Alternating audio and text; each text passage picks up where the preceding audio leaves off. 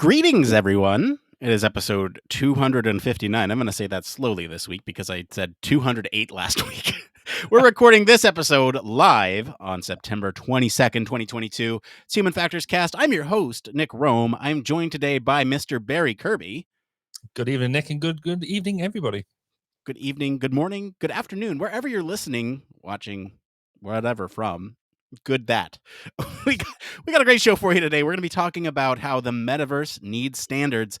And later, we're going to answer some questions from the community about human factors and agile methodology, what artifacts we usually deliver, and whether or not other people in your company are doing UX research. But first, some programming notes. Hey, a lot of new listeners recently. And if you've joined us recently, hi, welcome. We're so happy that you found us.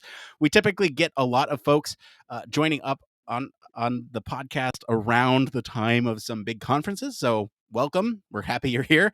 Hope you like the show. And speaking of big conferences, there's a couple other bits of news that I'd like to share. We have our HFES Town Hall next Tuesday. I'm going to sit down with Chris Reed and some other folks from HFES to talk about some fun, exciting things. It'll be the last one before the annual meeting, which, by the way, we'll be there. We're covering the event. We'll be live streaming the event in some capacity. In what capacity? Well, we are going to have a big old live stream bash. It's going to be a big, long live stream. You can join us on all of our social platforms. We'll have guests from all different swaths of human factors. We'll have some surprises, some announcements. It'll be a good time. And we hope that you'll join us there. We will kind of package everything up and drop it in our podcast feed, but really the live stuff is going to be super fun, super interesting, and we hope that you can all join us, especially if you're not planning to go to the conference in person. We'd love to have you join us. Barry, that's enough from me and the HFES side. What's going on with 1202? So in 1202, you've still got the interview with Suzy Broadbent that's up there.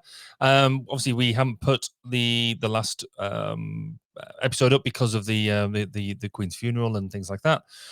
But on Monday, the interview, the long-promised interview with Gordon DuPont, the father of the Dirty Dozen, them 12 main reasons that cause people to make mistakes, is going live on Monday morning GMT. So that'll be up on the 1202 podcast feed and up on YouTube.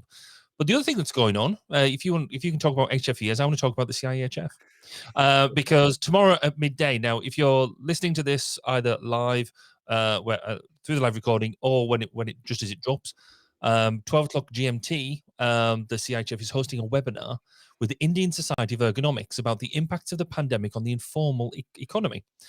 Now, this is important because I'm chairing it, and we look to explore the lessons from the pandemic from our international community.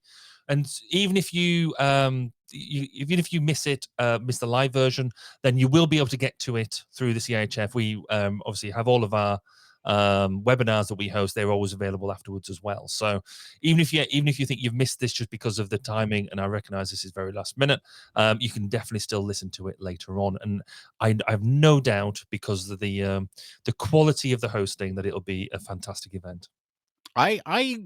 I trust that host. I think there's probably going to be some good stuff coming out of that webinar. But enough of inflating Barry's ego. Let's go ahead and get into the news.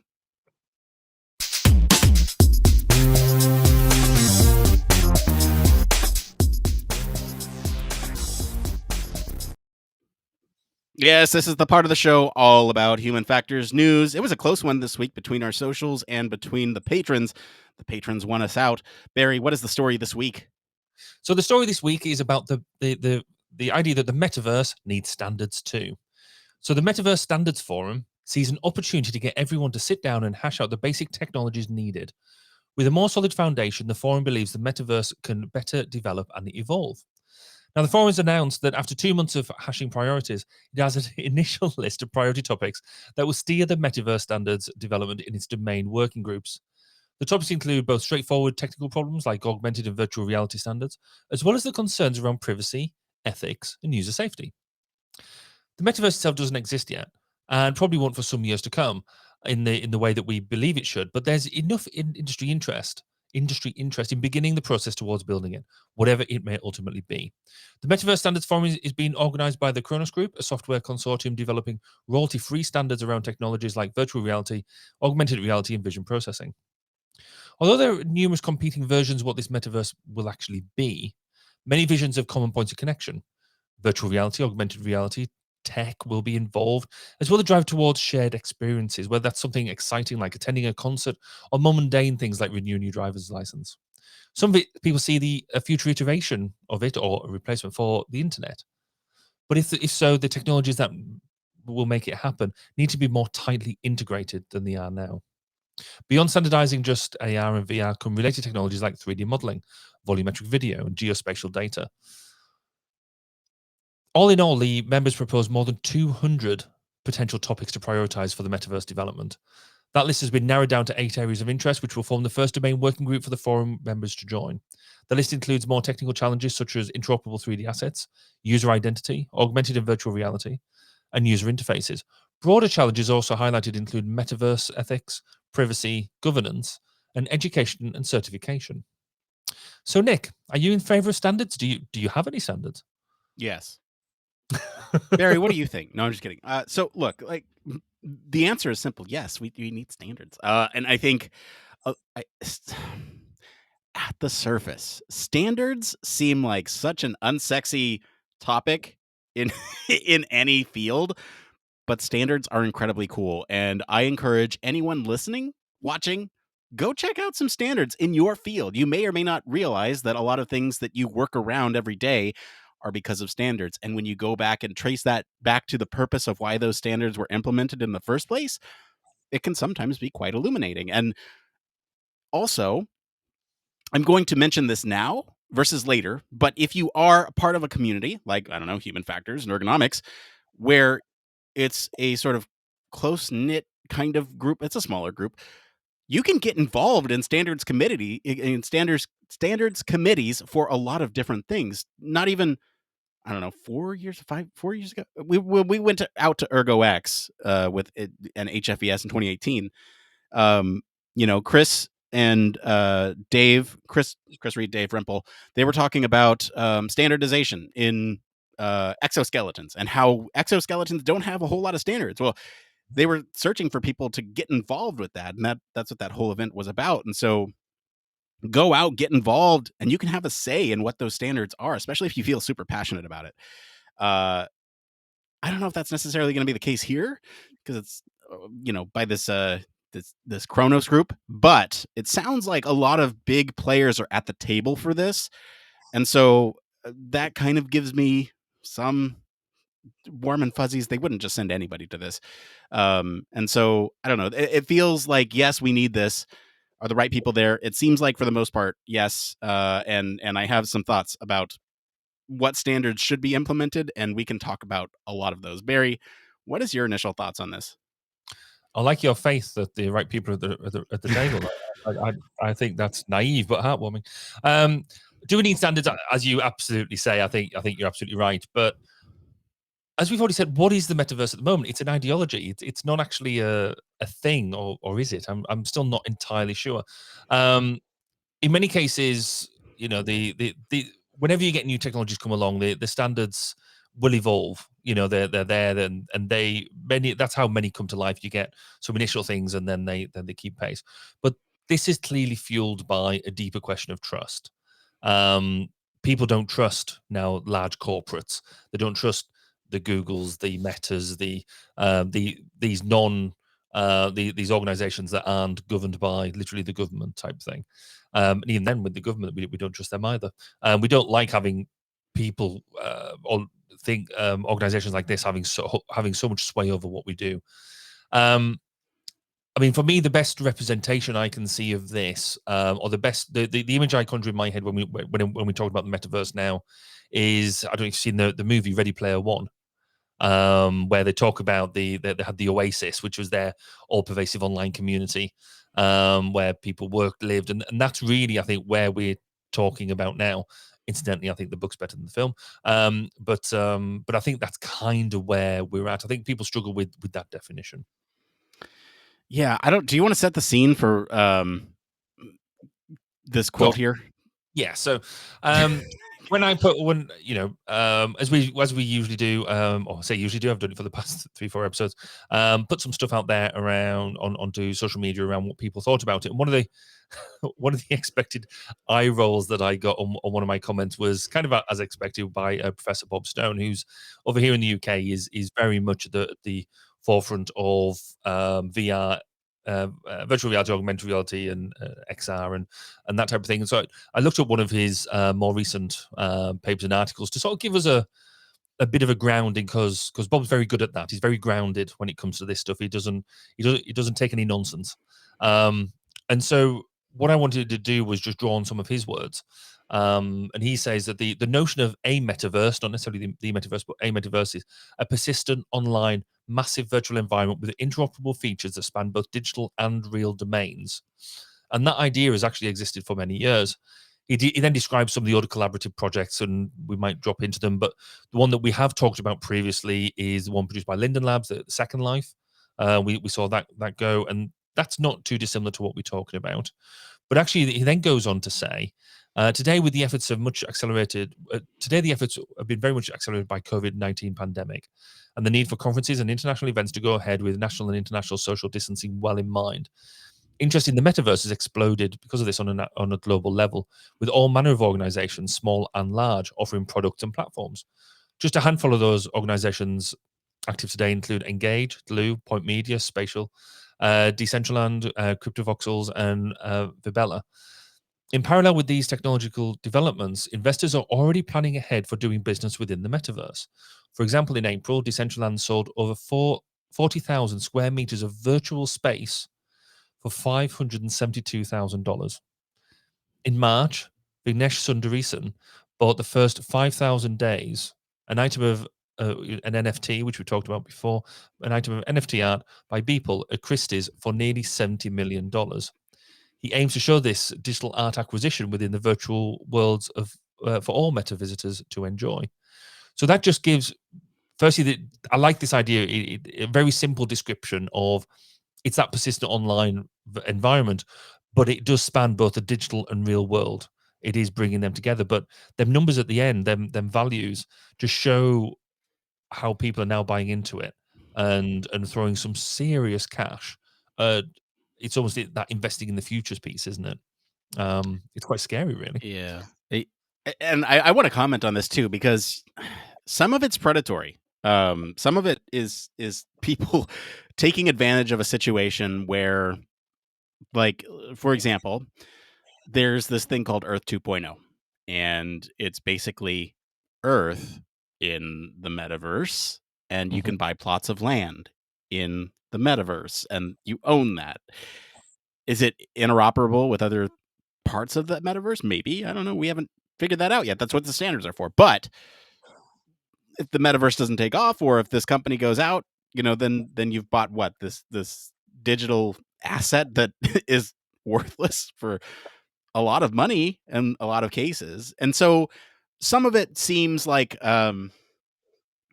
it's that investment risk, right? And so you got to take that into consideration.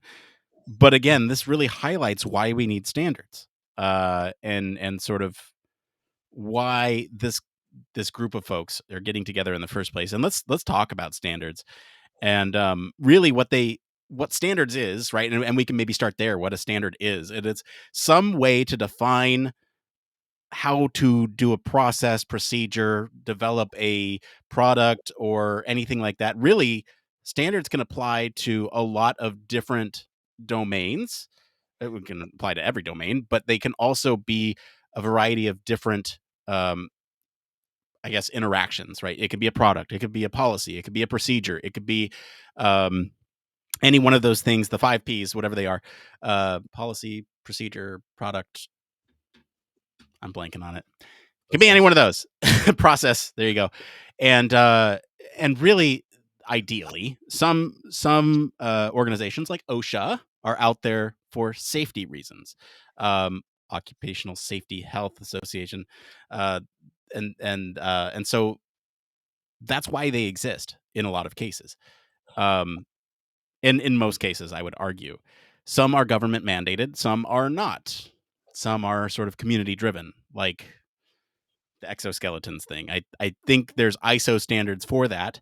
But what is ISO? I don't even know. But there's ISO, there's OSHA, there's a bunch of different organizations that have standards. There's IEEE, who this story is from. They have standards as well, which is probably why they're bringing it up. And so, there's a bunch of different organizations that are working on standards, and they have different pedigrees associated with them, and sometimes some other standards take precedence, especially if they come down from the government. And that's kind of my primer on on standards. Barry, do you have anything else to add to that?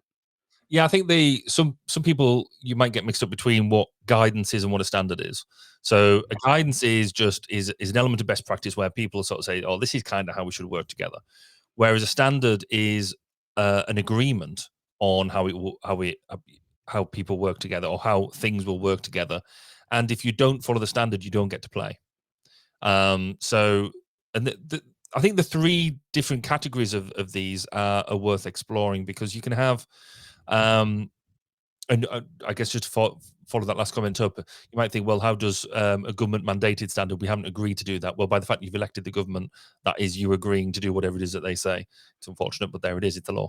But you have open standards, which is everybody can see how the standard was derived, how it was used, and how it was got to. It's all agreed and all that sort of stuff. And that's so if you get a standard for an API programming interface in software, if it's an open standard, you can see how it's derived, you can see the code behind it, and things like that. So that's where that more comes into play. Community standards is where, as you've described, people come together and mutually agree between organizations and individuals, yeah, this is the right thing to do, and we'll do this. And generally, they keep on evolving. But the proprietary standards are the things that make me fear around the metaverse. And the proprietary standards are the ones that you fundamentally have to pay to see. If you don't pay the fee to see the standard, then you don't get to play. And so you won't be able to interface with the software. You won't be able to interface with the way that they anticipate you working. And so then that excludes people, that excludes development, and that excludes engagement, which can have all sorts of knock-on effects.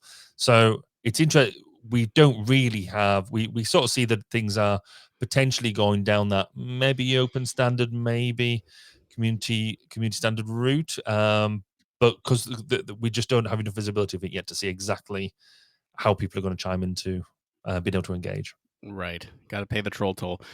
So I think there's a bunch of different ways that we can attack this. I think since we're already talking about sort of community approach, I think sort of the broader organizational social aspect of standardization might be a good place to start. Now, I'll start in the sense of, if you think about end user license agreements, there's standards around that.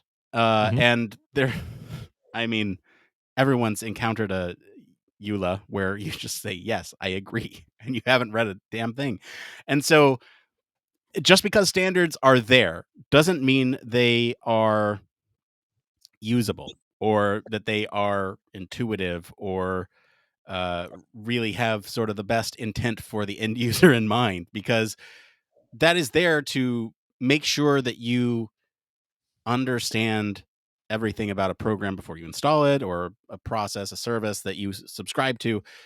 And what ends up happening is people just click I agree with no sort of check to make sure that the person understands exactly what's going on. That's because these things are super long. And if you think about some methods that companies and others have employed recently, it's like, okay, the I agree is not clickable until you've scrolled through the thing. But now people just scroll through the thing and hit I agree. So you're adding an extra step to it. They're not really comprehending it. It's just, it's a standard there, so that way people can be aware if they choose to dig. And then that doesn't protect the consumer in a lot of ways, because then the company can come back and say, but you hit I agree when you came onto our service or product. You hit I agree, which means that you read that.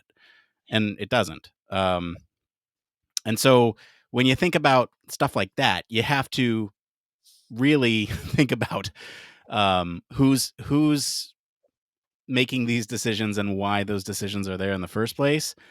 that to me sounds like, a legal thing where they were like, okay, we gotta inform the user. Let's Yeah. make it in the worst way possible. I don't know. I mean, end user license agreements are a huge thing, and they can be tackled by a variety of uh, interaction methods. Let's say like quizzes, but like it. There's no good way to do it. I think that's the ultimate ultimate takeaway there. And the reason why I'm bringing up end user license agreements is because that's what the metaverse is going to be made of, especially when you have all these different players in there. And if you have sort of assets from different companies, if you have different organizations with different rules, you're going to have to play by all those rules when you're in the metaverse. And if you break one of those rules and you're not aware of those, then it's one of those things where can you really be at fault because you weren't aware of it? And so they got to present that information to you.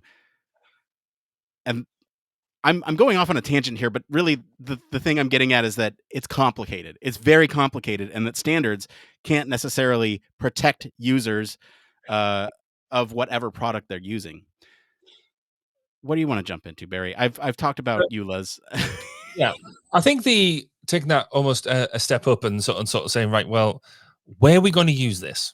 So again, I sort of brought up the film and the better book, Ready Player One, where you had people were docking into the Oasis, and you could go to school there. You could, people would go in there for their education, because their education experience was just so much richer, so much better. You could work, and there was various work options that you could have there. Obviously, entertainment was massive. You could trade, and the higher up you got in the social hierarchy, then more things were open to you. And then also, I mean, going back to the second life that we used the example of earlier, there was large broadcasting corporations were holding concerts and everything in virtual environments, and so you could easily get people together to have meetings, to discuss things and all that sort of stuff. And you can just see how this type of technology will make all that better, because particularly, so say you're working collaboratively, um you can see where standards are going to be used here, because if you've got different languages, if you've got different discussions, if you've got different ways of working, being the ability to share data in a meaningful collaborative way, the ability to discuss in a collaborative way, but also the ability to easily legally, and actually chimes into what you're saying about end user license agreements, them legal elements, because if we're going to be talking business across countries in a much freer way than we are now, then different countries have different business legal standards. And so how do we make sure that all works? So it should make that sort of stuff easier. Your education piece is going to be huge, because the ability to go and demonstrate foreign cultures, the ability to go, I mean, some of the examples that you get used when you're talking about things in space, you can actually go and visit the sun, the planets, or the representations of. But how do we know that the lessons that are being taught will be to of an appropriate standard, and an appropriate representation, and not just made up? You're then back to standards. How do you apply teaching standards within the metaverse? Society, again, is just two replications of them things. And if you're doing public meetings, public forums, or concerts and things like that, how do you make sure that artists' rights are respected? Um, when anybody can chime into these things. We've already got now that if you want to watch programs in a different country to where you're at, then you can now use VPN tunneling to make your DNS look like it's within that country, and therefore you get around some of these barriers. We're going to need standards to be able to deal with geographical issues around licensing and things to make that work. So I think it's one of these things. It's easy to dive down into, and I think we will dive down into some almost the not the negatives but the challenges of what the metaverse is going to give us. But it's also it's a massive opportunity as well, because it is a next generation jump But I do think we've got some really physical things that act as barriers to us exploiting it properly. Right. Do you want to pick one up now? Because I realize I whittled on quite No, it's already. okay. I wanna continue on your thought, because if you're talking about international laws and different countries having different laws, is the metaverse in itself its own environment? And should we treat it as such? Should it be governed outside of real world governments, right? Like, should we should we have a government in the metaverse that decides the standards, that decides how all these laws work in the metaverse? And really, that becomes even more challenging, because how do you come up with a system, a political philosophy that satisfies everyone, or that will sort of satisfy most? And if that differs from the country that you are physically located in, how do those laws interact? And if you've done something illegal in your country but it happened in the metaverse, does it count? So there's Mhm. all these, like, this opens up another can of worms, but this is where I'm headed, because if you think about standards, you are operating, especially in a space where, if we think this is truly the internet X.0, whatever it is ends up being, we can bring some of the lessons learned forward from those, but also it introduces a whole bunch of new challenges, especially if we're spending our entire lives in the metaverse. We had a whole entire show on that. And so if you're thinking about how people might interact with this virtual thing, do they reside there? Are they a member of society there? Can they still, does a government make sense? Is that then somebody's whole job? But then how do they make money in the real world? Do they make real world money from the metaverse and then use that to fund a residence in the real world? This whole thing becomes a very complex issue very quickly when you start to pull on the strings here a little bit and understand what standards might actually mean, because you can't implement a standard that's illegal in another country, or what I mean by illegal is that you can't necessarily implement those restrictions on people in another country. And so you have to think about that type of stuff. One example of this could be like international copyright law. And if you have, like Fortnite does this now, you have a bunch of different characters in Fortnite that are Mhm. interacting with each other, and it's such a bizarre thing to see, characters from one franchise that you love, like stormtroopers fighting Goku. Like, it's weird, right? And it's this weird experiment, and they have concerts in there too. It's like the most true example of what a metaverse could be right now, at least Yeah. in my opinion. The only thing that's missing from it really is VR, and like there's a lot missing from it.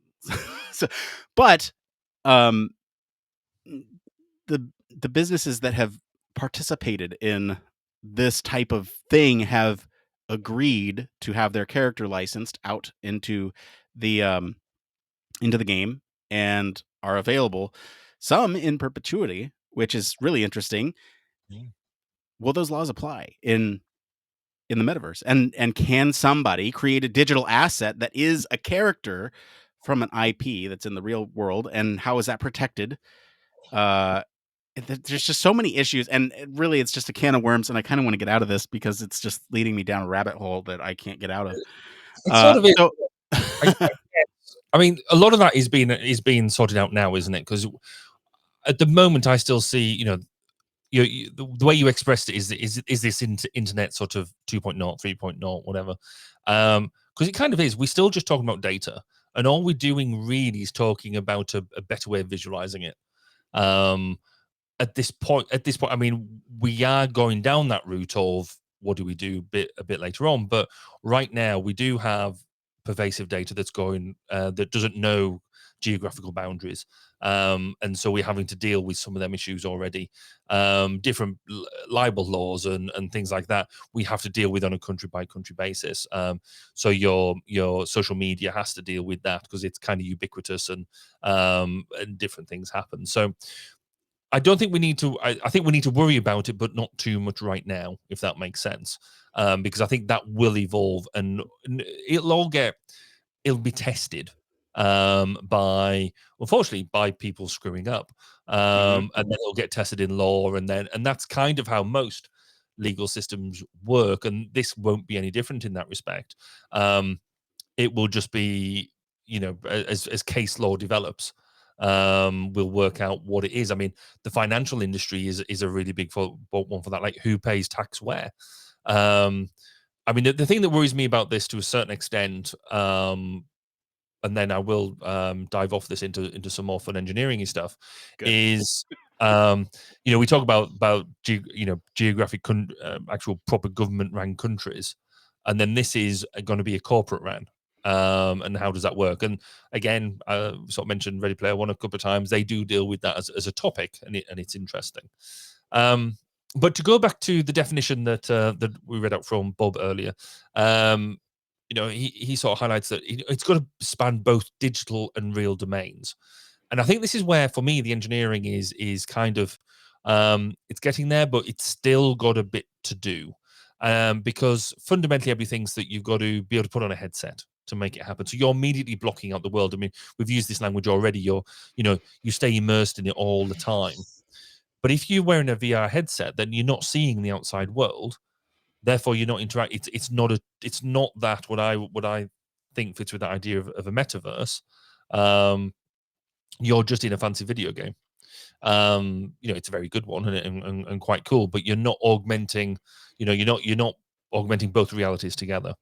But I think, again, going back to the standards for this, even with the VR headsets, we need the standards in place now to look at things like, when you put on a headset, do we insist that it checks the environment around you to make sure that it looks after you? You're not going to trip over anything. You're not going to run into a wall. You're not going to trip over something you left on your floor, because of the space that space that you need in the physical space to explore the virtual space. So one of the headsets I've got at the moment will now do that at the beginning. You put it on, it checks the environment around you, and you can see through to see what is in you. Exactly right. And so some of them will do that, but they're doing that because it's a nice thing to do. It's not a standard of a headset yet. There's no directive there that says the user shall be kept safe by ensuring that they don't walk into something that endangers them. And this is where I think we need to start looking at standards for things like that, because you've got games that have you flailing your arms around everywhere. Next thing you know, you've knocked something off your sideboard because you didn't check it straight away, or you knock it off the top of your telly, or you knock your telly over because you didn't realize it was there when you sort of start karate kicking things and things like that. So we need to make sure that the technologies that keep people safe are included in some sort of standard around how we develop accessories for any sort of equipment that we use with the metaverse.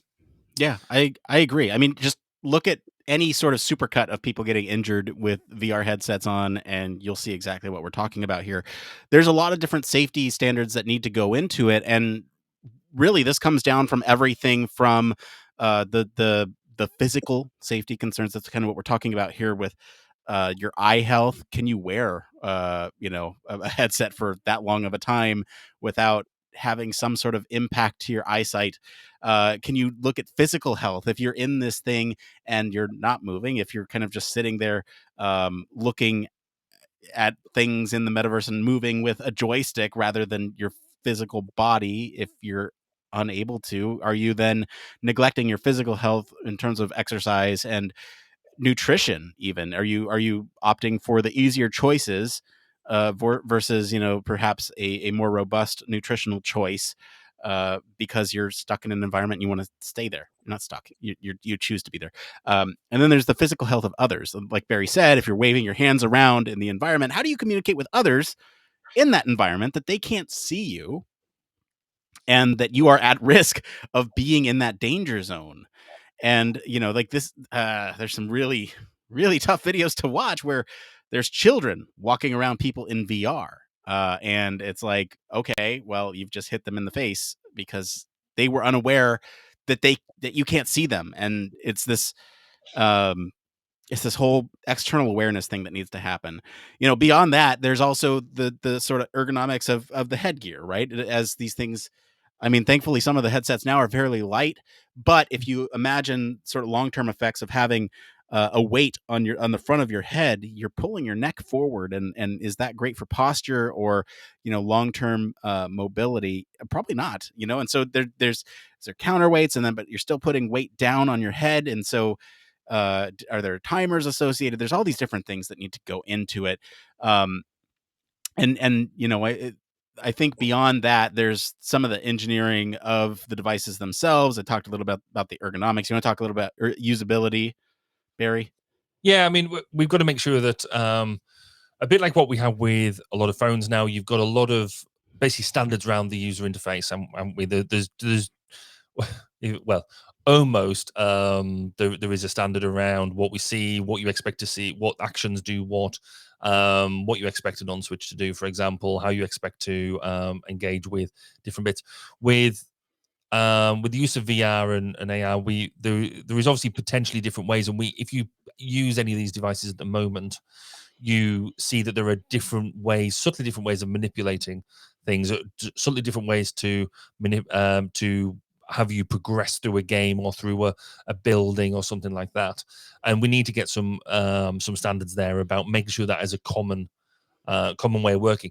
Not necessarily because it's hypercritical or anything like that, but it means that when people are developing new applications and new cool stuff that we expect to get the benefit from, that if you've got standards there to delve into, it's a bit like having a library of like what we would at the moment with any sort of user interface design. You go for the libraries of the stuff that is ready defined from there already, because it's going to be adapted. It means that the training burden is going to be super low. It means that people are going to be able to go and be immersed in it and use it straight away. So it's really, some people see standards as being the stick that you beat people with to do exactly what you want. Actually, in many ways, certainly from our perspective, from an HR perspective, particularly from a usability, from a user design perspective, then they're brilliant, because if you implement the standard, then there's a really good chance that its adoption will be super high, and its usability will be really, really good. And then that means you can actually focus on what's the novelty of what I'm doing. What is it? What is it that's super special that I'm doing that we couldn't do before? And that's where the metaverse then will have value, because if we can, get rid of the dull stuff, in theory, you can actually focus on the value. Right. In the notes, you brought up a good point about how to train people on this thing and whether or not it should be intuitive, like our phones. There's no real instruction manual, but sort of using something feels intuitive, and you kind of get it just from being from interacting with the thing. Should VR operate the same way? If not, then we need to have training associated with that. But then what does that look like? Are there, and I'm sure there's skills in VR that you will need training for. Like, I don't know, I can think of perhaps taking a class for drawing in VR, like what does that look like? How to use the tools? But that's not necessarily to use the headset and to use VR. That's that's a different thing. It's a skill set within VR. And so training, I'm of the belief that yes, it should be intuitive as they're as we incorporate this into people's lives and everything in the environment, or at least be able to understand once you're in there how to interact with things. Like, it should be crystal clear. And I think there's a bunch of different ways in which you can communicate to the user, and that'll evolve over time. But I think the last point that I want to talk about before we move on here is sort of the safety, or the I guess safety of people who need protection. And this is, we talk a lot about privacy on the show, and cybersecurity is a huge human factors issue. But really, when you're looking at those at risk, like minors, or you know, prisoners are another population, pregnant women, you have all these different populations that need special considerations. Those, and especially those who in a virtual environment have like motion sickness. How do you communicate to those types of people who have specific needs? Um, what type of protection that they have. And so if you think about some of these methods that we're employing now, we have like GDPR that is really just a button that says, here, accept all these cookies. But at the base of it, it's saying, what information are you allowing these companies to track about you? And it's that whole end user license agreement that I brought up at the beginning of this discussion, where they're communicating to you kind of what information they're tracking on you, but how do you sort of make sure that that information, that personal data around you, is protected, and you're sharing the things that you want to share with others? Um, we all have a right to privacy, and I think these types of issues will certainly uh, rise up. Barry, any last thoughts on standards in the metaverse before we move on? Yeah, I think the just a sort of final point on that whole people bit is the one of the things that I think we do now is you have a home life and a work life. Or if you're like me and it just all blends together. But most people go to work and then come home and kind of want to have a bit of a gap between the two. If you're living your life in the metaverse and you don't have an ability, a bit like we do at the moment, that you can say to your employer or whatever, back off, I'm at home now. How do we balance that work home life piece? How do we keep our hobbies away from and our extracurricular activities away from our day-to-day activities and things like that? So how do we put in them barriers? But as a final sort of thought from me, if we get all this done right, trying to looking at the positive side of things, there's some really big advantages that we're going to see. So the ability to do, I mean, even now we sort of do we do this hybrid working where we try and we're still missing. I still miss physical meetings. I went to one this week and it was really nice to be in a room where you could pick up subtle cues. I could tell when I was making people, I was putting people under stress when I was asking them questions, and then I could rephrase my question in a way that was perhaps less threatening. In a way that you just wouldn't pick up on on like a camera system like we're using at the moment, a remote system. So if the whole VR piece gets better and you can actually see more of that interaction, then that means actually people will be less. There'll be less need to travel, and so that'll be brilliant for the climate. And we can also, you can go and visit people and talk to people that you don't necessarily talk to very much because they live so far away. I might actually go and say hello to my parents and things. So I think that sort of thing, it will be really good if we get it right. But we're going to need to rely on standards to make them sort of interactions that we can focus on the interaction and not everything else. So yeah, I'm quite excited but nervous at the same time. Well said. All right. Well, thank you to our patrons this week for selecting the topic, and thank you to our friends over at the IEEE Spectrum for our news story this week. If you want to follow along, we do post the links to all the original articles on our weekly roundups in our blog. You can also join us on our Discord for more discussion on these stories and much more. We're going to take a quick break, and then we'll be back to see what's going on in the human factors community right after this.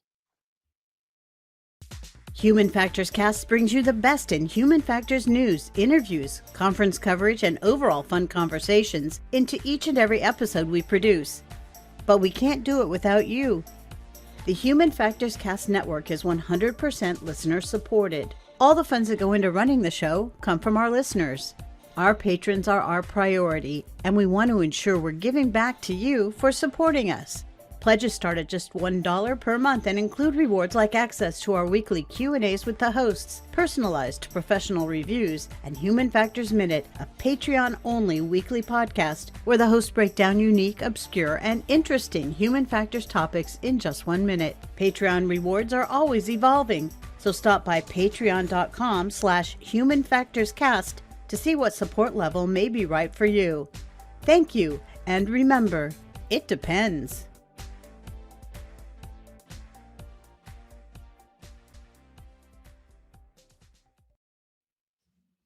Yes, huge thank you, as always, to our patrons. We especially want to thank our honorary Human Factors Cast staff patron, Michelle Tripp. Patrons like you truly keep the show running and our lab running, too. So we thank you all so much for your continued support. I want to talk about something else that you may or may not be aware of. And we started this a couple weeks ago, I guess a couple months ago at this point. Um, I'm going to encourage you all to follow us on social media. If you don't have the time to watch or listen to a full episode, that's okay. I don't blame you. We're all busy people.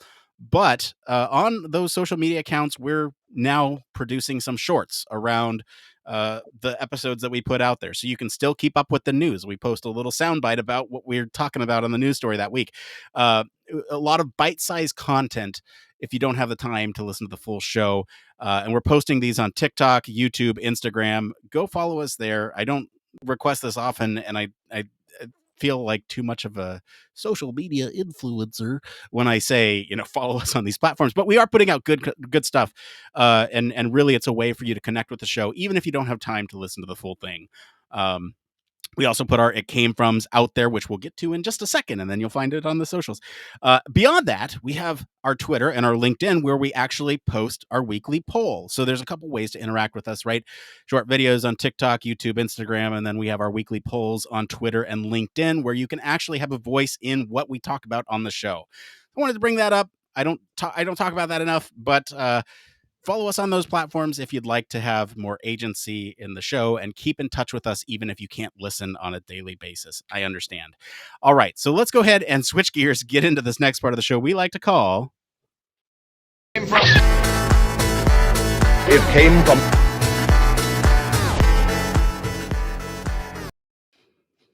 That's right. It came from. This is the part of the show where we search all over the internet to bring you topics the community's talking about.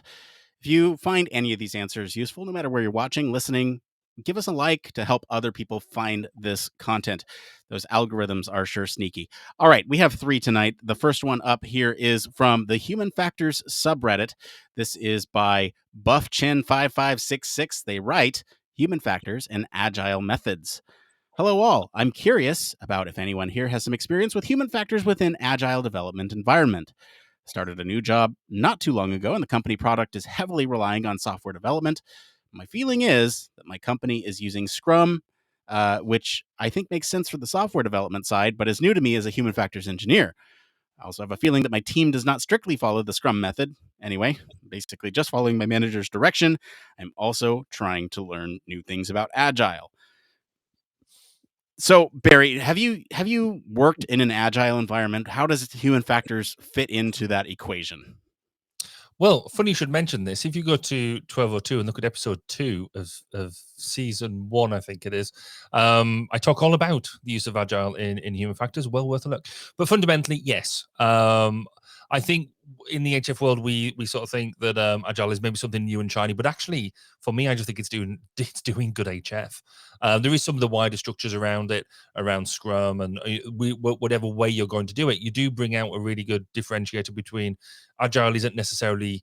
Sorry, Scrum isn't necessarily completely agile, or agile. They're not one and the same thing. You can be agile and not follow Scrum. Agile is a way of thinking. Scrum is a specific methodology. But the fundamentally around Agile is bringing the right people around the table, and so for us that means making sure the user is at the heart of what we do. And for us, we're like, well, yeah, okay, that we always do that. That's the nature of the job. But we've got to remember that, particularly for software engineers or you do physical stuff engineers on the outside, they don't necessarily do that. That is a completely new way of working for them. And then I always get like the project management involved as well, because they don't normally see what you do on a day-to-day basis, and they come out going, oh, you do actually work, and things like that. And so yeah, Agile and Sprint is something very close to my heart. I think it's a good way of working. It's not necessarily better, quicker. I think it's better. It's not necessarily quicker. The time taken should be about the same, because you're just doing it in a different way. The amount of work hasn't actually changed. And how you work within sprints, you'll pick that up as you go along. But fundamentally, you don't necessarily finish. If you don't finish all the work, you put it back into the backlog, reprioritize, and then draw. And it might get drawn out in again next, or it might get pushed on further down the line. Nick, what about you? What's your experience with Agile? Full disclosure here, I am a licensed Scrum Master, so there's that. But I think really when you talk about Agile and you talk about Scrum, it's a way to organize, and ultimately that's it. There's some concerns in here in this original poster's comment that I didn't quite get to, and most of it was around the time taken. There's 2 to 4 week sprints that a lot of companies implement, and when you start applying the time limit to those things, that's where it gets a little tricky, especially from a human factors domain, because we're reliant on access to users. And so there's some things that we can do, some things that we can't do, but that's why we plan. We say, okay, in these next 2 weeks, we're hoping to talk to 2 users. And if we can't make it, then we do that in the next sprint. It's kind of like a backlog. We want to talk to 5 users, and so we're hoping to talk to 3 of them this time and 2 of them the following sprint. And if we don't match the 3 this time, then we do the 2 next time, or then we do 3 next time, And so there's it's just a way to get organized. And I don't think that we as human factors practitioners should take it to gospel. It's just a way that people organize, and it's also a way in which we can communicate with other places, other people. We speak different languages, like developers and designers and product managers. It's a way that we can communicate with them about what we are doing within their framework. So beyond that, I wouldn't worry too much about it. Let's get into this next one here by vuxanov on the UXResearch subreddit. This one's simple, Barry. What artifacts do you usually deliver? Do you design wireframes or prototypes? What do you do? What do you give? It depends. There it is. Done. Yes, it could be what it depends what the client is wanting to see, or what whoever I'm delivering into, what it is that they're wanting, and the level of detail that they're trying to get to. It could be wireframes. It could be, we talked about it last week, the use of a PowerPoint model. It could be it could be a Figma sheet. It could be a report. It depends on what the client is and what it is that you're trying to achieve overall. There's never been a more "it depends" question on the show, I think, because really, who's your audience? What information are you trying to communicate? What information do you have that you need to analyze? Like, there's just a bunch of different ways in which to interpret this question. And in fact, I don't do this often, but one of the top answers here on Reddit itself is "it depends" with an exclamation point. And I just had to bring that up because really, that's what the motto of the show is. And they go into a bunch of different types of artifacts that are delivered. But Barry, you hit it right on the head. Like, I would say bread and butter, probably presentations of some sort. And I don't know, beyond that, design recommendations. I think those are the two big ones for me, is like you're reporting and you're providing design recommendations, and anything kind of falls within those two buckets. They just, how you deliver them is going to differ. That's that. All right, we have one more here. This one is from the I Love Hopslam on the UXResearch subreddit. Other people in your company doing UX research. This one's interesting. In the past year, a team of BAs in my company have started doing user testing. At first, they assured me my UX team wasn't user testing, but it's become obvious it is. They make UX recommendations when they've finished, and they've completely cut out any actual UX people in the process. Bothered for two reasons. The quality of work is poor in a lot of ways, which leads to a rubber stamp. And I think that part of the appeal that's part of the appeal for product owners. Two, that's my job. They could have passed that request to us and we would have done it. It's pretty clear to me that they're intentionally cutting UX out. At my company, UX is poorly understood by stakeholders and product owners, feeling really undervalued, isolated, and also threatened that someone is effectively stealing my job. Has anyone else dealt with a situation like this? I'm struggling to figure out how to deal with this professionally, but also psychologically. Barry, how do you deal with this? It's not an easy one, but it fits into sort of things that we mentioned before around how is human factors respected within your immediate company, within your department, or however you're structured, but also within your community as well. It might be the way that this reads is that obviously the author is feeling like it's a bit malicious in many ways, that they're deliberately being cut out the loop and that type of thing. And it might just be that the wider organization, they just don't quite get what it is you do. And sometimes, and it's quite pertinent with me at the moment because I'm actually going through this exact problem right now, is I'm having to almost bite off a bit of almost a stakeholder at a time to try and go and say, well, actually, you're talking about this sort of stuff, and that's involving people. I do the people bit, and you can have my resource for free. I'm here, and believe it or not, actually know what I'm talking about sometimes. So that might be the problem. And if it is, then unfortunately that is down to you and your team to be evangelical about what you do. You need to tell people that is what you're there for. That is what your job is, and you're a professionally trained person, and you can do the job, and it's going to cost them no more because you've already been paid.